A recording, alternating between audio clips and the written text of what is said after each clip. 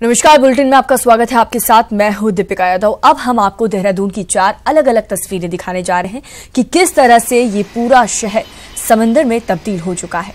सड़कें पानी से भरी हुई हैं, कई घरों में पानी घुस चुका है और नगर निगम के दावों की पोल यहां पर खुल चुकी है। ये 4 तस्वीरें आपकी टीवी स्क्रीन पर देहरादून की, जहां राजधानी पूरी तरह से पानी पानी हो चुका है। कहीं लोगों के वाहन बह के जा रहे हैं तो कहीं लोगों के घर में पानी घुस रहा है। यहाँ पर काफी समस्याओं से लोगों को जूझना पड़ रहा है।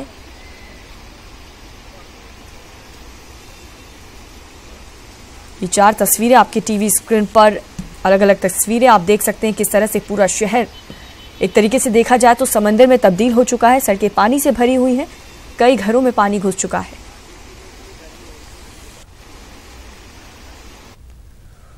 और मानसून की बारिश ने उत्तराखंड की राजधानी दून को दरिया में तब्दील कर दिया है। जनजीवन अस्त व्यस्त हो गया है। रिपोर्ट देखिए। देहरादून में आफत की बारिश, दून बना दरिया, नदियों में तब्दील हुई सड़कें, बारिश में बह गए वाहन, घरों में घुसा पानी, दीवार गिरने से हुई 4 लोगों की मौत।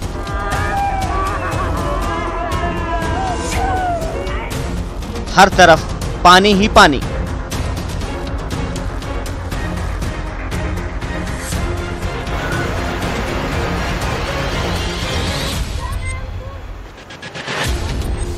ये नजारा जो आप देख रहे हैं, आप खुद ही अंदाजा लगा सकते हैं कि यहाँ क्या हाल है। तो हम आपको बताते हैं, ये तस्वीरें हैं उत्तराखंड की राजधानी देहरादून की।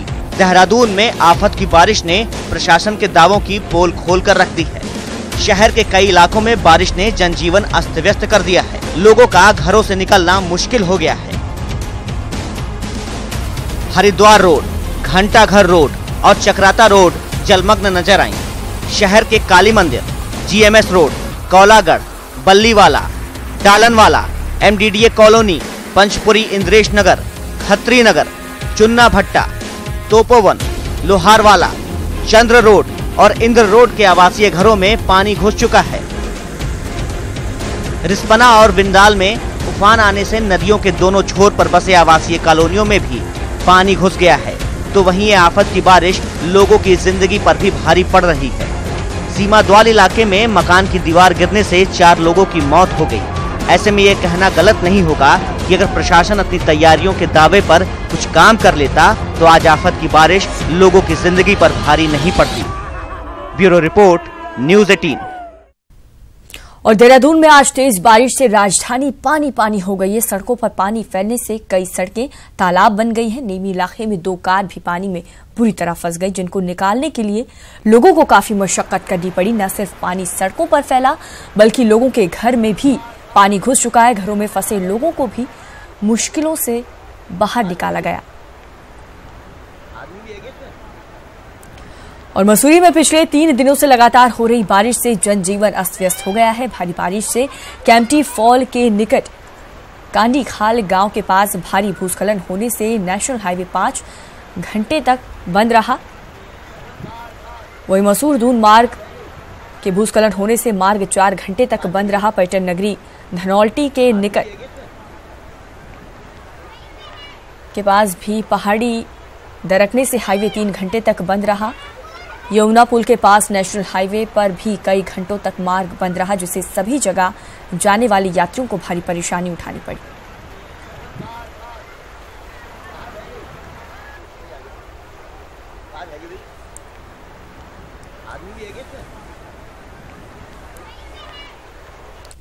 और गुजरात के नवसारी में भारी बारिश के चलते जनजीवन अस्त व्यस्त है। यहां पर पिछले 24 घंटे में यहां 8 इंच से ज्यादा बारिश हुई है। घर, दुकान, गली, सड़क, हर जगह पानी ही पानी है। बारिश की वजह से स्कूलों में आज छुट्टी रखी गई है। वहीं नेशनल हाईवे नंबर 48 पर पानी भरने से मुंबई नेशनल हाईवे पर जाम लगने की खबर है।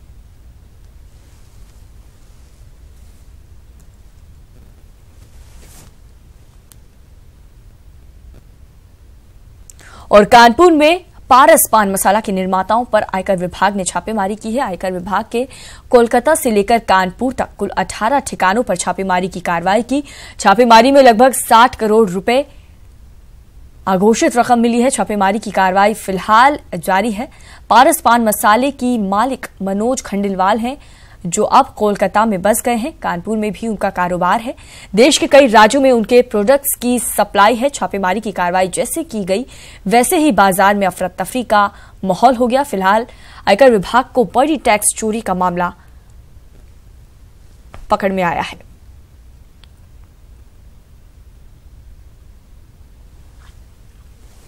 कर पंचांग की सूचना पर इनकम टैक्स की 5 टीमों ने इस पारस मसाले के प्रतिष्ठान, godown, factory Uttar Pradesh, Uttarakhand, waste Bengal और यहां तक कि मुंबई के कई प्रतिष्ठानों में छापेमारी की शुरुआत की। कल से चली ये छापेमारी अभी भी जारी है। खंडेलवाल सिटी हाउस है जहां कल से इनकम टैक्स की टीम इस पूरे परिसर में छापेमारी कर रही है। आप देख सकते हैं कि अगर हम इनकम टैक्स को सूत्रों की माने तो 60 करोड़ से ज़्यादा की बेनामी संपत्ति इसमें निकल के सामने आई और अभी भी इनकी जाँच जारी है। अब देखना ये होगा कि जब ये जाँच समाप्त होती है तो कितना अमाउंट ऑफ मनी का हेरफेर और उभर के सामने आता है। जर्नलिस्ट आशीष पांडे के साथ अमित गंजू, न्यूज़ 18 कानपुर।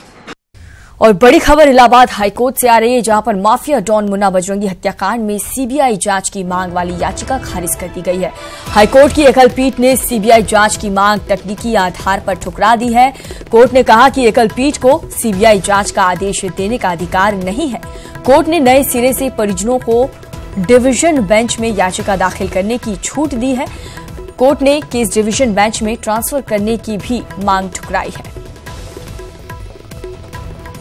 तो इलाहाबाद मुन्ना बजरंगी की ओर से दाखिल याचिका खारिज हो गई है। हाईकोर्ट ने सीबीआई जांच की मांग तकनीकी आधार पर ठुकरा दी है। परिजनों को डिवीजन बेंच में याचिका दाखिल करने की छूट। कोर्ट ने केस डिवीजन बेंच में ट्रांसफर करने की मांग ठुकराई।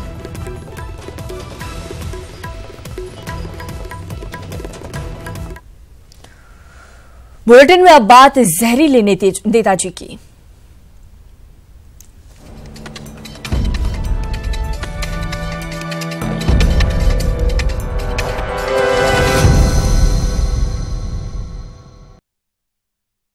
बात करेंगे देश की 13 पार्टियों के उन 58 नेताओं की जिन्होंने खुद ये स्वीकार किया है कि उनके भाषण भड़काव और नफरत फैलाने वाले होते हैं, और इसमें सबसे ज्यादा यूपी के नेता शामिल हैं। एक रिपोर्ट।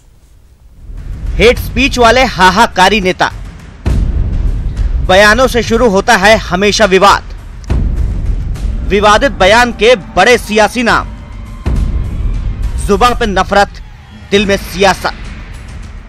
जी हां, देश के कई माननीय जब अपनी मनमानी पर उतरते हैं तो उनकी जुबान तल्ख हो जाती है। इसी तल्खी में वो तीखा बयान दे जाते हैं। 25 अप्रैल 2018 तक हुए चुनावों के दौरान चुनाव आयोग को दिए हलफनामे में देश के कुल 58 सांसदों, विधायकों ने अपने खिलाफ भड़काऊ भाषण का मामला दर्ज होने की जानकारी दी। एसोसिएशन फॉर डेमोक्रेटिक रिफॉर्म्स यानी एडीआर के आंकड़ों के मुताबिक सत्ता के शीर्ष तक पहुंचने के लिए भड़काऊ भाषण देने वाले सियासतदानों की संख्या ज्यादा है। जैसे 13 पार्टियों के 58 नेताओं पर हेट स्पीच के मामले दर्ज हैं। इनमें 15 सांसद और 43 विधायक हैं। सबसे ज्यादा 15 माननीय उत्तर प्रदेश के हैं। संख्या बल में सबसे आगे बीजेपी नेता हैं। 15 सांसदों पर 103 केस, सिर्फ 13 में चार्जशीट। सबसे ज्यादा 47% मामले भाजपा के 27 नेताओं पर दर्ज हैं। दूसरे सबसे ज्यादा मामले असदुद्दीन ओवैसी की पार्टी AIMIM पर दर्ज हैं और तेलंगाना राष्ट्र समिति के सांसदों और विधायकों पर भी दर्ज हैं। कांग्रेस के सिर्फ 2 सांसद या विधायकों पर केस हैं। शेष मामले अन्य दलों के सांसद और विधायकों पर दर्ज हैं। एनडीए में भाजपा, शिवसेना के अलावा किसी अन्य दल के सांसद या विधायक पर हेट स्पीच के मामले नहीं दर्ज हैं। 15 सांसदों पर अलग अलग 103 मामलों में 378 धाराएं लगी हैं, लेकिन चार्जशीट सिर्फ 13 में पेश हुई है। इनमें उमा भारती, असदुद्दीन ओवैसी, LK आडवाणी भी शामिल हैं। हालांकि सबसे ज्यादा मामले जिन सांसदों पर दर्ज हैं, रामशंकर कठेरिया, उमा भारती, के कविता, साक्षी महाराज, असदुद्दीन ओवैसी के नाम शामिल है। राजनीति की रफ्तीली राहों में सियासत को साधने में लगे नेता कभी कभार ये भूल जाते हैं कि उनके कंधे पर राजनीतिक जिम्मेदारी के अलावा सामाजिक और सांप्रदायिक सौहार्द कायम करने की भी जिम्मेदारी होती है। शायद यही कारण है कि आंकड़े उनकी जुबानी अपराध की पोल खोल रहे हैं। Bureau report, news 18।